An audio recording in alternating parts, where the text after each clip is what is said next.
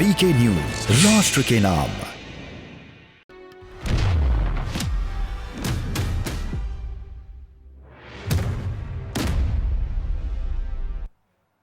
नमस्कार, आप देख रहे हैं वीके न्यूज। मैं हूं सुनील राउत। जम्मू कश्मीर में आतंक एक बार फिर से तेजी से पांव पसारता दिख रहा है। जम्मू कश्मीर फिर गैर मुस्लिम आतंकियों के निशाने पर आ गए। जम्मू कश्मीर में फिर से गैर मुस्लिम आतंकियों के निशाने पर आ गए। जिस तरह से कुछ ही दिनों में लगातार कश्मीर में आतंकी घटनाएं हो रही है, उसने न सिर्फ सुरक्षा बलों की चिंताएं बढ़ा दी है, बल्कि सरकार के माथे पर भी शिकन ला दी है। लगातार हो रहे हमलों ने कई सवाल भी खड़े कर दिए। इसलिए सवाल देश का है। मैं आज बात ये कि क्या कश्मीर में फिर निशाने पर है अल्पसंख्यक? क्या अफगानिस्तान में तालिबान की आमद की वजह से कश्मीर में बढ़ रहा है आतंक? और क्या आतंकियों पर सरकार की सख्ती नाकाफी साबित हो रही है?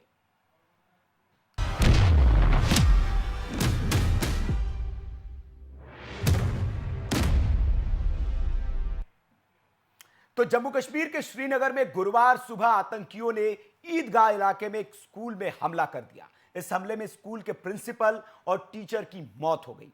दोनों ही गैर मुस्लिम थे। दीपक हिंदू और सुखविंदर कौर सिख समुदाय से ताल्लुक रखते हैं। ऐसे में सवाल यह है कि आखिर घाटी में गैर मुस्लिम कितने सुरक्षित है और आतंकी चुन चुनकर हिंदुओं को या फिर गैर मुसलमानों को ही क्यों निशाना बना रहे हैं?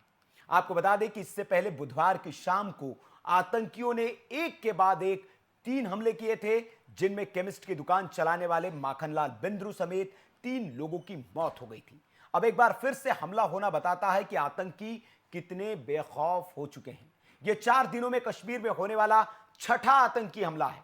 2 अक्टूबर को भी आतंकियों ने 2 कश्मीरी नागरिकों को एक हमले में मार दिया था। इसमें कश्मीर में आतंकवाद की एक नई लहर माना जा रहा है, जिसमें ज्यादातर आम नागरिकों पर हमले हो रहे हैं।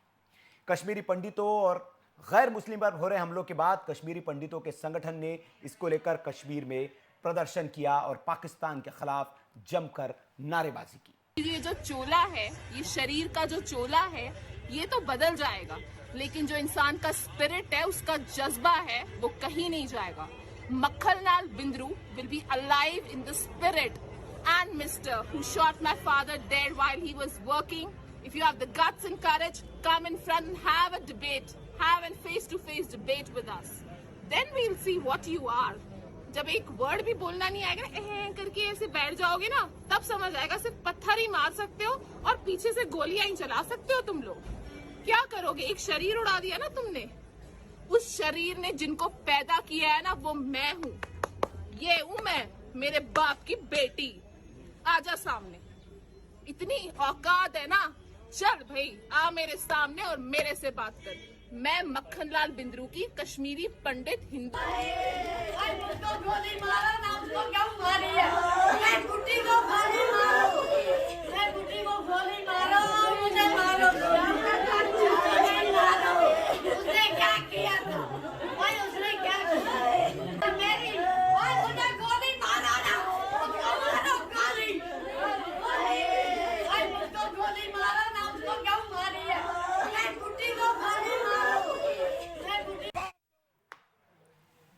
आतंकवाद हाय हाय हाय हाय हाय, मिलिटेंसी हाय हाय हाय हाय हाय हाय, प्रिंसिपल टीचर्स के बिंद्रू के कातिलों को सजा दो, सजा दो, सजा दो। तो एक अनुमान के मुताबिक इस साल अभी तक कम से कम 30 लोगों की हत्या इस तरह के हमलों में कश्मीर में हो चुकी है, जिनमें आम लोगों को निशाना बनाकर आतंकियों ने मारा है। सोशल मीडिया पर कुछ लोग लिख रहे हैं कि इन हमलों ने कश्मीर में 90 के दशक के आतंक की यादें ताजा कर दी। वैसे जम्मू कश्मीर से विशेष दर्जा हटने के बाद कश्मीर की वादियां सैलानियों के लिए से फिर से गुलजार होने लगी थी। अमन चैन लौट रहा था। सरकार ने राज्य से बाहर के लोगों के लिए जम्मू कश्मीर में जमीन खरीदने का रास्ता भी खोल दिया है। इसलिए पिछले कुछ महीनों में बिजनेस घराने कश्मीर में उद्योग लगाने के लिए जमीन देखने आ रहे थे, लेकिन शायद आतंकियों और पड़ोसी मुल्क को कश्मीर में अमन और उसकी तरक्की पसंद नहीं है, तभी वो यहां दहशत फैलाने में जुटा है। आतंकियों ने एक ही दिन में एक साथ 3 वारदातों को जिस अंदाज में अंजाम दिया, उससे यह साफ है आतंकियों ने श्रीनगर की मशहूर फार्मेसी के मालिक माखनलाल बिंद्रू को जिस तरह से निशाना बनाया, उससे साफ है कि उनके इरादे क्या है। बिंद्रू कश्मीरी पंडित है और वे 90 के दशक के हालातों के बावजूद घाटी छोड़कर नहीं भागे थे। इसके बाद दूसरी वारदात में आतंकियों ने श्रीनगर के ही लाल बाजार इलाके में गोलगप्पा बेचने वाले वीरेंद्र पासवान की हत्या करके यह संदेश दिया कि अब उन्हें घाटी से बाहर का कोई भी शख्स मंजूर नहीं है, भले ही वो मजदूर हो या कोई रेहड़ी पटरी वाला। आपको बता दें कि वीरेंद्र पासवान बिहार के भागलपुर से आकर यहां पिछले काफी वक्त से गोलगप्पे बेचते थे। तीसरी वारदात उत्तरी कश्मीर के बांदीपोरा जिले के हाजिन इलाके में हुई, जहां आतंकियों ने सूमो प्रेसिडेंट नायत खाई मोहम्मद शफी उर्फ सोनू की गोली मारकर हत्या कर दी। तो ये तीन वारदातें एक दिन में, जिससे आतंकियों ने साफ तौर पर संदेश देने की कोशिश की है। पहला यह कि घाटी में अब कश्मीरी पंडितों को वो फिर से बर्दाश्त नहीं करना चाहते। दूसरा, उन्होंने ये कहा कि जो बाहर से आने वाले, चाहे रेहड़ी पटरी वाले हो, मजदूर हो, उन्हें भी वो घाटी में बर्दाश्त नहीं करेंगे। और तीसरा ये कि जो वहां पर मुसलमान भी जो है, अगर वो उनके साथ नहीं है, सरकार के अमन चैन वाली नीति के साथ अगर जाते हैं, तो उनकी भी वो हत्या कर देंगे। तो ये आतंकी संदेश देने की कोशिश कर रहे हैं। लेकिन सरकार का प्लान क्या है? क्या सरकार सख्ती से उनके साथ निपट रही है? इस पर चर्चा के लिए हमारे साथ तमाम मेहमान मौजूद रहेंगे। स्टूडियो में मेरे साथ भारतीय जनता पार्टी से कुणाल कोहली जी मौजूद हैं, जो कि भारतीय जनता पार्टी का पक्ष रखेंगे। कुणाल जी, मैं आपसे समझना चाहूंगा कि 370 हटने के बाद शायद पिछले इस हफ्ते में अगर हम घटनाएं देखें तो पहली बार ऐसे होगा कि वहां के लोगों में अब 90 के दशक की जो दहशत है वो दिखाई देने लगी है। सोशल मीडिया पर कहा जाने लगा है कि वो दिन हमें याद आ रहे हैं। तो क्या वो फिर से कश्मीर में वो दिन लौट रहे हैं? देखिए, प्रेजेंट सरकार जो है वो दिन नहीं भूली है जब कांग्रेस की सरकारें हुआ करती थी 90 के दशक में जी। और कश्मीर में क्या हालात हुए थे सब जानते हैं। उस हालात को अगर आप आज याद करना चाहेंगे तो दिल दहल जाता है। एक कम्युनिटी को टोटली वाइट बाहर निकाल के ख़त्म कर दिया गया वहाँ से, और वो हमारे पंडित हिंदू थे वहाँ के।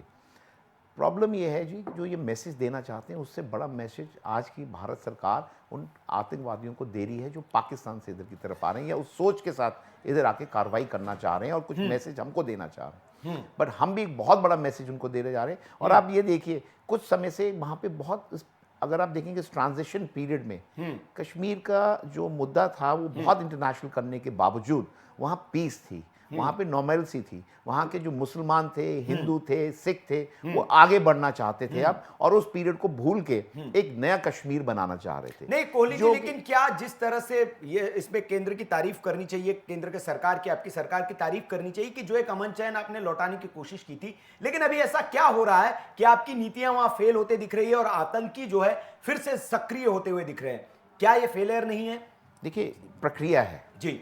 आप एक ऐसी डिस्टर्ब स्टेट में आज आप पीस ला रहे हैं जहां एक प्रक्रिया चलेगी, उसके अंदर कहीं ना कहीं ये लोग कुछ ना कुछ स्तर पे कामयाब हो जाते हैं, बट टोटल कामयाब नहीं हो सकते। और यहाँ पे भारत सरकार बहुत सीरियस लेती है इस बात को, और इसका जो जवाब और इसका जो बदला लेगी भारत सरकार, मैं आपको इसका एक उदाहरण ये देता हूं कि जब उन्होंने हमारे आर्मी ऑफिसर्स के ऊपर अटैक किया था तो हमारे यही जवान पाकिस्तान के अंदर घुस के उन्होंने उसका जो जवाब दिया था, पूरे दुनिया में उनका प्राइम मिनिस्टर घूमता घूमता कह रहा था, देखिए मुझे क्या कर रही हैं मोदी जी, हिंदुस्तान के प्रधानमंत्री। सो उनको जवाब मिलेगा इस बात का।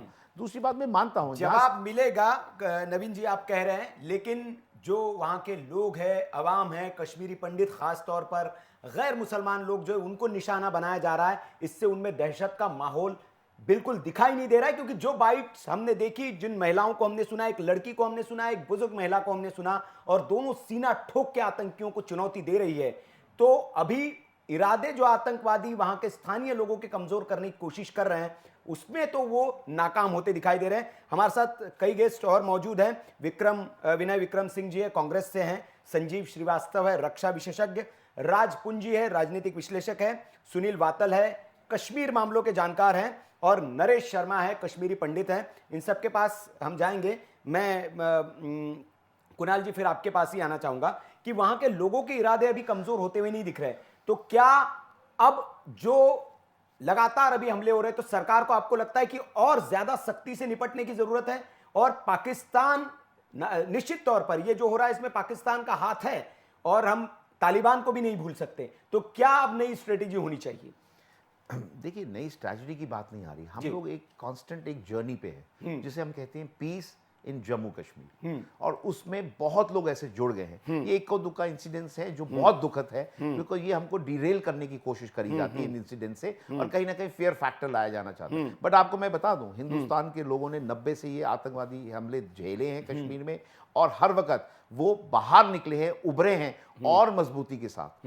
अब आप जो कश्मीर में देख रहे हैं इस टाइम पे, और वो जो प्रक्रिया चल रही है कि जहाँ पे उसको प्रोग्रेसिव स्टेट क्रिएट किया जा रहा है, जहाँ पे लोग आकर उद्योग लगा रहे हैं बाहर से, उसमें आप कमी नहीं देखेंगे बल्कि बढ़ावा देखेंगे, क्योंकि ये चीजें हमारी सिक्योरिटी एजेंसीज बहुत काबिल हैं कि वहाँ इन चीजों नहीं, लेकिन आज जो घटना हुई कुणाल जी, आज जो लगातार 2-4 दिनों में जो वहां घटनाएं हो रही है, क्या उसके बाद दहशत का माहौल नहीं होगा? आपको देखिए, लगता अगर है? आप उनके परिवार को अगर आप स्टेटमेंट आज उनकी देखिए, जो नेशनल टेलीविजन पे आके वो बोल रहे हैं कि अगर हिम्मत है तो बाहर आइए, हमें चुप करा के दिखाइए। इसे कहते हैं जो आज की डेट की हमारी वहाँ की जनरेशन है, वो इन चीज़ों से ना डरती है ना डरेगी, और वो हमारी आर्मी और हमारी दूसरी संस्थाओं के अलावा वहाँ की अवाम, कॉमन अवाम वहाँ की, वो मैसेज दे रही है नेशनल टेलीविजन की, अगर तुम में हिम्मत है हमें आके मारो। बताइए, इससे बड़ा आपको प्रमाण क्या चाहिए कि जम्मू कश्मीर के लोगों की जो हिम्मत है वो फौलाद वाली हिम्मत है, और ये इंसिडेंट्स, ऐसे इंसिडेंट्स हमको डिरेल नहीं करेंगे बल्कि और मजबूती देंगे। और ये दिखाया आज उनके परिवार वालों ने आके क्या बोला, देखिए नेशनल टेलीविजन, और उनको सलाम है। जी उनके चलिए, शहीद- बाकी मेहमान भी है। कुणाल जी, मैं आपके पास आऊंगा। संजीव श्रीवास्तव जी रक्षा विशेषज्ञ, उनके पास जाऊंगा मैं, लेकिन उससे पहले सुनील वातल जी है, कश्मीर मामलों के जो जानकार हैं, मैं उनके पास जाना चाहूंगा। सुनील जी, ये जो 5-6 दिनों में लगातार यहां घटनाएं हो रही है और जिस तरह से आतंकियों ने इन घटनाओं को अंजाम दिया, किस नजरिए से इनको आप देखते हैं, और कितना प्रभाव जो केंद्र सरकार की जो नीतियां हैं वहां पर, जो कश्मीर में पीस लाने की जो कोशिश है, क्या उसको झटका लगेगा इससे? क्या किस तरह से देखते हैं इन घटनाओं का? शायद सुनील जी तक आवाज नहीं पहुंच पा रही, मैं संजीव जी के पास ही जाना चाहूंगा। संजीव जी, कहा यह जा रहा है कि जिस तरह से अफगानिस्तान में तालिबान का जब से कब्जा हुआ है, उसका असर कश्मीर में देखने को मिलेगा, यह कहा जा रहा था।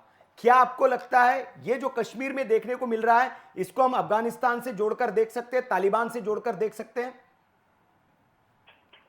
देखिए, मुझे नहीं लगता कि इसको अभी तालिबान से जोड़ के देखने की आवश्यकता है, लेकिन एक बात बहुत स्पष्ट है कि तालिबान के काबुल की सत्ता पर फोर्सफुल टेक ओवर करने के बाद, और जो उसको तालिबान को जिस तरीके से पाकिस्तान ने पूरी मदद दी, यहाँ तक कि न सिर्फ मिलिट्री सप्लाईज दी, न सिर्फ लॉजिस्टिक्स का सपोर्ट दिया, बल्कि आतंकियों को भी भेजा जो पाकिस्तान अपने यहाँ पालता है, पोसता है। जैसे मोहम्मद, लश्कर तोयबा, अल बद्र के जो तमाम आतंकी थे, वो अफगानिस्तान गए और वहाँ पे उन्होंने तालिबान के पक्ष में अफगान सिक्योरिटी फोर्सेस पे हमले किए, और जाहिर है कि अंततः तालिबान ने काबुल की सत्ता का जो फोर्सफुल टेक ओवर कर लिया और US and NATO forces withdraw हो गई, उससे कहीं न कहीं जो पाकिस्तान बेस्ड जो आतंकी संगठन है और पाकिस्तान के जो वास्तविक हुक्मरान वहाँ की आर्मी और आईएसआई है, उसका मनोबल बढ़ा हुआ दिखाई देता है। और जिस बात की आशंका थी कि आपने जो अफगानिस्तान के ऑपरेशन को खत्म करने के बाद अब वो भारत के विरुद्ध साजिशें तेज करेंगे,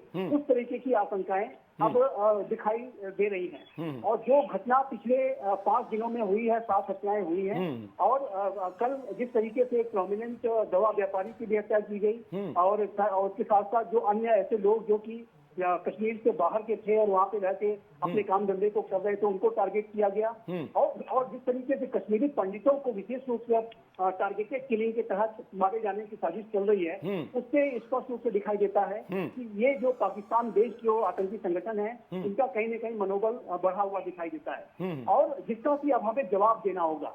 अब वर्तमान समय में जो भारत की आतंकवाद के प्रति जो नीति है प्राइम मिनिस्टर मोदी के नेतृत्व में, वो 0 टॉलरेंस की है। और आप जानते हैं कि जो पिछले 3-4 वर्षों में जम्मू एंड कश्मीर राज्य में आतंकवाद की घटनाओं में काफी कमी आई है। यदि 2019 से अगर बात करें तो 2019 से 2020 के बीच में आतंकवाद की घटनाओं में 59% की कमी आई थी। 2020 से 2021 के बीच में 32% की कमी थी। और ये जो सुरक्षा बलों के ऊपर जो पहले आतंकी हमले कर ले जाते थे, वो अब नहीं कर पा रहे हैं। जी जी, बिल्कुल बिल्कुल बिल्कुल सही कह रहे सर आप। 3 साल के अगर हम आंकड़ों की बात करें तो 400 मुठभेड़ हुई है आतंकियों और सुरक्षा बलों के बीच में, और इसमें लगभग 630 के आसपास आतंकियों को हमारी जवानों ने मार गिराया है। और वो जिस नापाक इरादों को अंजाम देने के लिए पहुंचे थे, उनको नाकाम किया है। मैं आऊंगा आपके पास संजीव जी और यह समझने की कोशिश करूंगा कि स्थानीय जो नए नए संगठन वहां पैदा हो रहे हैं, क्योंकि जिस संगठन में आज जिम्मेदारी ली है इस हमले की, स्कूल पर जो हमला किया है, तो जो नए नए संगठन पैदा हो रहे हैं वो कितनी चुनौती है, मैं इस पर आऊंगा आपके पास। लेकिन सुनील जी के पास जाना चाहूंगा। सुनील जी, मेरा सवाल आपसे वही था कि किस नजरिए से देखें, कश्मीरी मामलों के जानकार है आप, ये जो लगातार हमले बढ़ते जा रहे हैं, उसके बाद सोशल मीडिया पर एक तरह से कहा जा रहा है कि 90 के दशक की यादें ताजा हो गई, खौफ और दहशत, क्या आतंकी कामयाब होते दिख रहे हैं या फिर उनके मंसूबे कामयाब नहीं हो पाएंगे? देखिए, बात खौफ या दहशत की ही है जी। अब मंसूबे आतंकवादियों के होते हैं कामयाब या नहीं होते दिखाई दे रहे हैं, वो आते हुए समय में पता लगेगा। लेकिन अभी जो हो रहा है, अभी एक कॉमन, वी आर लूजिंग, हम एक ह्यूमन लाइफ लूज कर रहे हैं, जो हमें कंसर्न अभी होना चाहिए। हम सब लोगों को कंसर्न होना चाहिए और गवर्नमेंट को और एडमिनिस्ट्रेशन को कंसर्न होना चाहिए। वो ये होना चाहिए कि ह्यूमन लाइफ, लोगों की जाने जा रही है, उसको कैसे बचाया जाए, रादर देन कि आज ये आंकड़े देखें कि 90 में कितना हो रहा था, आज कितना हो रहा है। देखिए, एक व्यक्ति जो मर गया वो मर गया, कोई 5 आदमी मर गए या 50 आदमी मर गए, इसकी तुलना से कुछ नहीं होता है। मामला ये है कि आज एक माँ ने अपनी बेटी को खोया है या एक बहन ने अपने सुहाग को खोया है, तो ये तो उसी को पता चल जाता है ना। एक कॉमन आदमी इम्पैक्ट हो रहा है, तो बात एक कॉमन आदमी की, एक साधारण व्यक्ति की जान बचाने की हो रही है, जिसमें एडमिनिस्ट्रेशन को कुछ स्टेप्स लेने चाहिए, एडमिनिस्ट्रेशन को जागना चाहिए। जो एडमिनिस्ट्रेशन आज सिर्फ स्टैटिस्टिक्स पे डिपेंड कर रही है, डंके बजा रही है कि हमने उन्नति, नया कश्मीर, कौन सा नया कश्मीर? हम तो धीरे धीरे वापस जा रहे हैं। कोई नयापन नहीं आ रहा है। जो चेंजेस हुई है उससे कुछ नहीं हो रहा है, रिग्रेशन हो रहा है।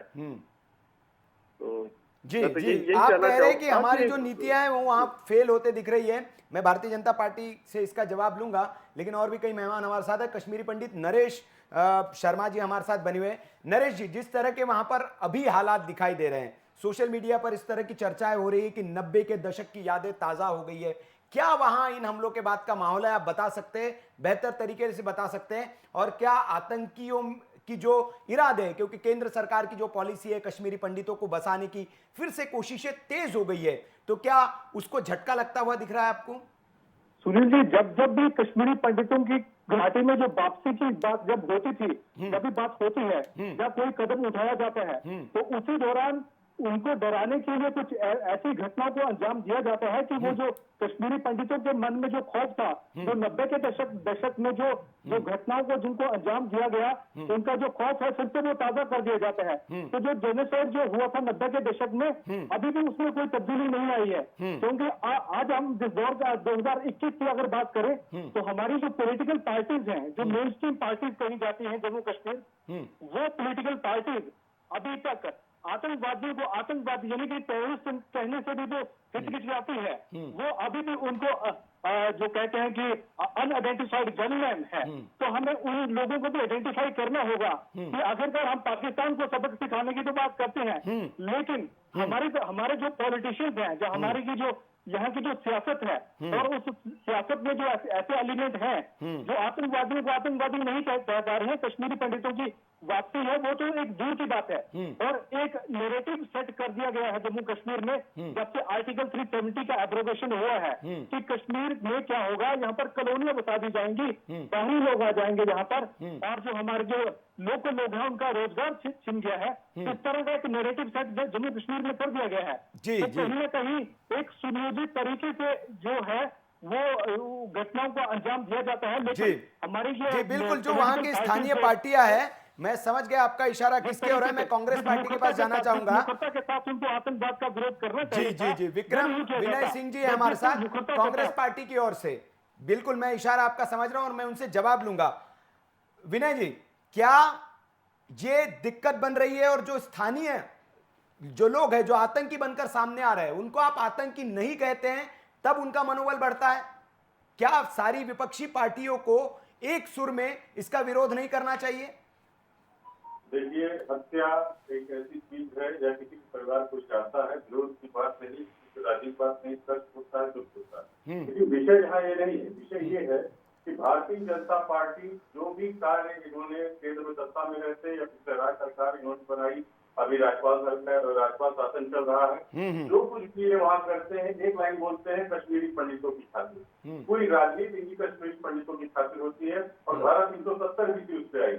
आप आतंकवाद के बारे में नोटबंदी करते हैं आतंकवाद के लिए, आप 370 करते हैं कश्मीरी पंडितों के। अच्छा क्या होता है 2019 में 370 आपने लाई, 2019 के बाद एक तीसरी बार आंकड़े मेरे पास है, थोड़े मैं आपको बताना चाहूंगा। 28 हमले 2019 में हुए थे कश्मीर में, जिसमें 19 सिविलियन और 4 सुरक्षा बल कर्मी मारे गए और ये धारा लगने के बाद 140 हमले 2020 में हुए, जिसमें 37 सिविलियन और 56 सुरक्षा कर्मी मारे गए। 2021 में अब तक 100 से ज्यादा हमले, जिसमें 26 सिविलियन और 30 सुरक्षा कर्मी। आप बताइए आंकड़े बढ़ रहे हैं कि घट रहे हैं? नहीं, तो आप कांग्रेस का स्टैंड क्या है कि 370 नहीं हटाना चाहिए था तो घटनाएं नहीं होती वहां पर? बात स्टैंड की नहीं है, बात में सरकार जब कोई कदम उठाती है तो जनता में विश्वास उसका आना चाहिए कि कदम उठाए वो सही था कि नहीं था। मैं क्या बोलूँ तो अंग्रेज क्या बोलेगी, ये तो आंख के सामने आंकड़े आपको बता रहे हैं। इतना कश्मीर करेगा। तो आपको लगता है कि पहले से ज्यादा आतंकी घटनाएं बढ़ गई है 370 हटने के बाद? पहले कम आतंकी घटनाएं होती थी, ये कह रहे हैं? अमन शांति नहीं लौटी है, ये कह रहे हैं आप? क्या अभी यहाँ पे चर्चा के दौरान बार बार कहा जा रहा है कि उन 90 की याद आ गई, 90 की याद आ गई। हमको बेहतर होना था, हमको 90 की याद करनी। अगर 370 के बाद 90 की याद कश्मीरियों को आ रही है तो फेल्योर किसका? फेल्योर जो आप सरकार में उनका फेल्योर है।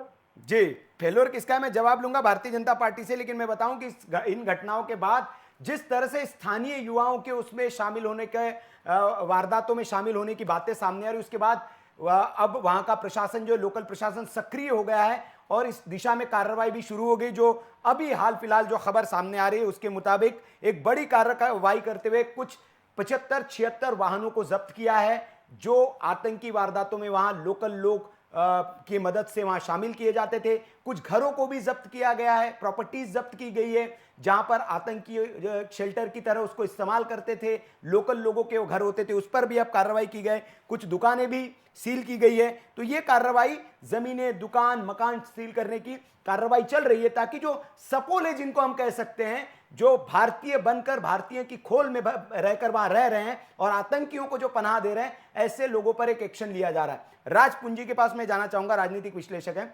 राज जी, ये जो समस्या है कश्मीर में आतंकी जो समस्या है, क्या इसको सिर्फ हम ये दे सकते हैं कि ये हमारे पड़ोसी मुल्क की समस्या, पड़ोसी मुल्क की ओर से क्रिएट की हुई समस्या है, या वहां कश्मीर में भी समस्या है? कुछ स्थानीय लोग हैं जो अपने आप को भारतीय स्वीकार करने के लिए तैयार ही नहीं है, इस वजह से ये आतंकी घटनाएं बढ़ रही हैं।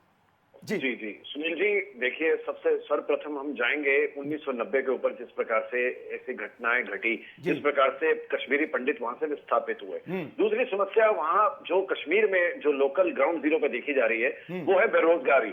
बेरोजगारी की समस्या बहुत ज्यादा है कश्मीर में, और गाँव में दूर दूर तक इतने बेरोजगार हैं जिनको थोड़े मात्र पैसों से ही पाकिस्तान की तरफ से जो वहां पर पैसा आता है, किसी तरह से भी पहुंचता है, चाहे दुबई के थ्रू पहुंचता है या किसी भी तरह से पहुंचता है, वहां पर पैसा पहुंचाया जाता है। उन कश्मीरी जो युवक है उनको बहलाया फुसलाया जाता है और इन वारदातों में उनको शामिल कर लिया जाता है। अभी आपने देखा होगा पीछे कई ऐसे जिस प्रकार से वहां पे कुछ युवकों को अपना आर्मी ने और पुलिस ने वापस उनको अपने घर तक पहुंचाया, उनको समझाया बुझाया और उनको वापस किया। अब दूसरा कारण यह है जिस प्रकार से इससे पहले में एक घटना हुई थी 1 जनवरी 2021 में, जब सतपाल निश्चल जी, जिनका जहांगीर चौक पे ज्वेलरी की अपनी शॉप थी, उनको वहीं ज्वेलरी की शॉप में इतने सालों से वो चला रहे थे, उनको गोली मार दी गई। उसके बाद मेहरा जी थे, कृष्णा ढाबा जिनका है सोनवार में, उनका बेटा था आकाश मेहरा, जिसको उनके काउंटर के ऊपर खड़े होकर गोली मार दी गई। और उसके बाद अब आप देख रहे हैं हम 5 अक्टूबर की घटना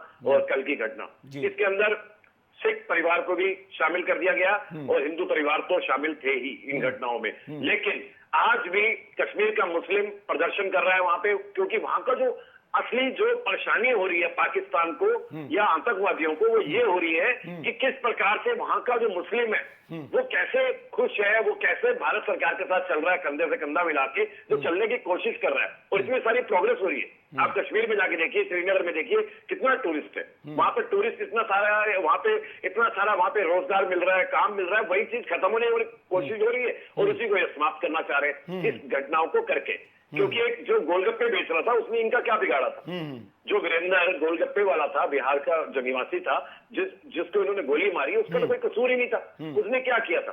उसको इन्होंने नहीं राज जी, ये तो एक संदेश देने की कोशिश है कि अगर कोई घाटी में बाहर का व्यक्ति आएगा तो पासवान के जरिए, वीरेंद्र पासवान के जरिए आतंकी एक संदेश देने की कोशिश कर रहे हैं कि उसका हाल यही होगा।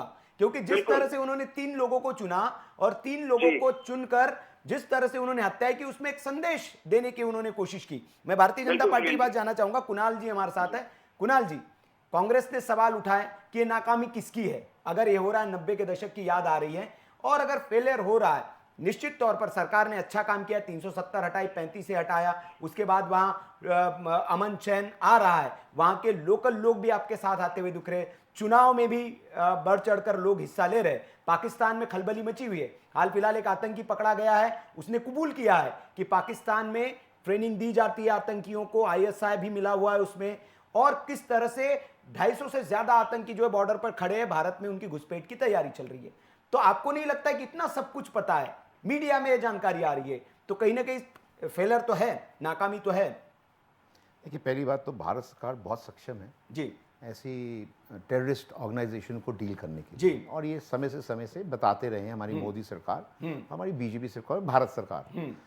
देखिए, कांग्रेस के साथ प्रॉब्लम ये है कि जी वो प्रश्न उठाते हैं, जवाब नहीं देते। आपने अभी एक जवाब उठाया कि क्या सबको, आतंकवादियों को आतंकवादी नहीं बोलना चाहिए, उन्होंने उसका जवाब नहीं दिया। कैसे टाला कि मोदी जी को देखिए क्या कर रहे हैं, उसको देखिए फेलियर हो गया। देखिए, यहाँ मुद्दा ये है कि we have to collectively come together in our country, और हमको बोलना पड़ेगा आतंकवादी आतंकवादी है, हम उसको किसी तरह की प्रोटेक्शन नहीं देंगे, किसी तरीके का बहाना नहीं देंगे कह के कि सरकार का फेलियर है। ये हम बाद में सक्षमता कर सकते हैं, हम बैठ के आपस में डिस्कस कर सकते हैं कहां क्या फेलियर है, वो सरकार करेगी, भारत सरकार। लेकिन देखिए, आप जवाब देंगे, एक मेजर पार्टी हैं, बट आप देखिए किस तरह का जवाब आता है। आंसर नहीं देंगे, प्रश्न उठा लेंगे एक और। देखिए, आप एक मुद्दे को, इतने बड़े मुद्दे को, कश्मीर एक मुद्दा है, इंटरनेशनल मुद्दा बनाने की कोशिश करी, किसने करी? कांग्रेस ने करी। आप पार्लियामेंट में खड़े होकर इनके अध्यक्ष बोलते हैं कि आप चले जाइए यूएन में फैसला। तो ये पार्टी जो है, ये पहले वैसे ही बड़ी कंफ्यूज पार्टी हो गई है। ये उस तरह की पार्टी नहीं रही जो एक टाइम पे नेहरू या इंदिरा गांधी जी की पार्टी होती थी। विनय जी कुछ कहना चाह रहे हैं? मैं विनय जी से पूछना चाहूंगा कि भारतीय जनता पार्टी ने जो सवाल उठाया, और इस बात पर आपको चिंतन करना चाहिए विनय जी, कि जिस तरह से राहुल गांधी जी जो बयान देते हैं या आपके पार्टी के नेता जो बयान देते हैं, पाकिस्तान में उसको कोट किया जाता है और उसको यूएन में पेश किया जाता है आपके बयानों को कश्मीर को लेकर। तो आपको नहीं लगता है कि बयानबाजी सावधानी से होनी चाहिए, और कश्मीर के मामले पर तो एक कलेक्टिव होना चाहिए, राजनीति को दरकिनार करके? ये एक जवाब और पूछ लेंगे, जवाब नहीं देंगे, लेकिन एक सवाल और खड़ा कर देंगे। जी विनय जी, बोलिए बोलिए। तो वहाँ चेहरा देखिए, सवाल उठा रहे हैं, लेकिन इन्होंने ये कहा कांग्रेस जवाब नहीं देती। आप फेलियर के क्वेश्चन पे इन्होंने सीधा जवाब दिया, फिर आगे कांग्रेस पे। आप आगे कांग्रेस पे, आप मुझे ये बताइए जवाबदेही किसकी होती? सरकार की, विपक्ष की? अगर आज हत्याएं हो रही हैं, अगर आज 90 की याद आ रही है, जवाबदेही सरकार की है, विपक्ष की नहीं है। आपको मौका सर, कश्मीरी हिंदू पंडितों के लिए क्या किया आपने? 3 दशक से क्या किया? इस देश पे राज कर रहे थे आप हम पे तो प्रश्न उठा रहे हैं। 4 लाख परिवारों का क्या किया आपने? आपने 36 घंटे 3 दशक से 3 दशक से क्या किया आपने?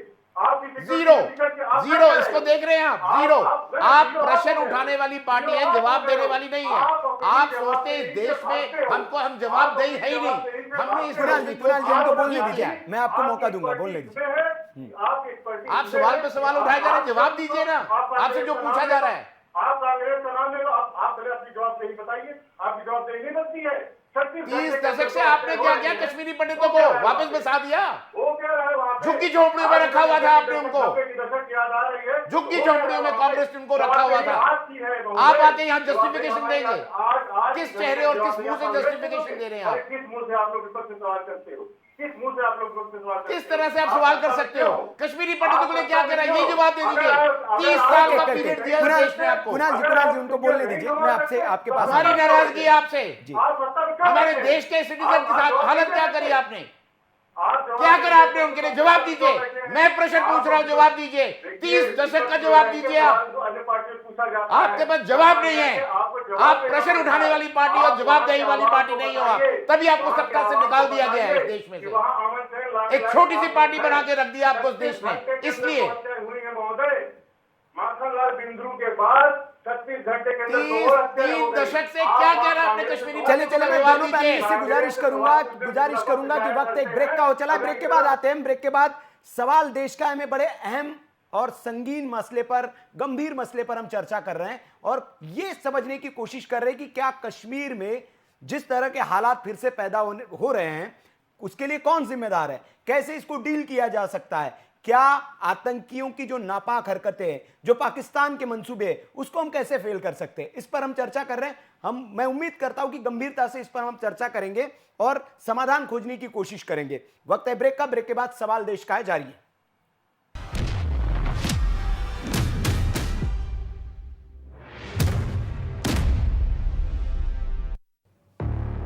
मुद्दे की बात। ये है ड्रीम मीडिया नेटवर्क और आप देख रहे हैं देश का पहला 24/7 digital news channel VK news, राष्ट्र के नाम।